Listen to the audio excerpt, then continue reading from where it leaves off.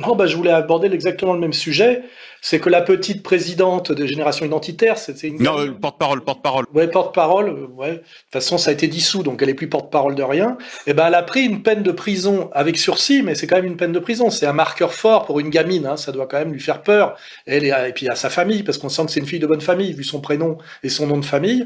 Et surtout, parce qu'ils avaient montré du doigt comment dirais-je, un certain laxisme frontalier sur les migrants. Je rappelle que les migrants sont des clandestins et que normalement, un clandestin a vocation à être, comment dirais-je, arrêté Et reconduit, ouais. et reconduit à la frontière. Et elle a été condamnée, je crois, pour, en gros, incitation à la haine raciale ou un truc comme ça, c'est-à-dire mépris de l'étranger. C'est-à-dire que là, on a la justice rend un jugement totalement inversé, puisque qu'un citoyen lui serve d'auxiliaire de police pour aider à ce qu'on identifie des clandestins qui sont de façon irrégulière dans le pays. Normalement, ça mérite plutôt, comment Une dirais-je, décoration.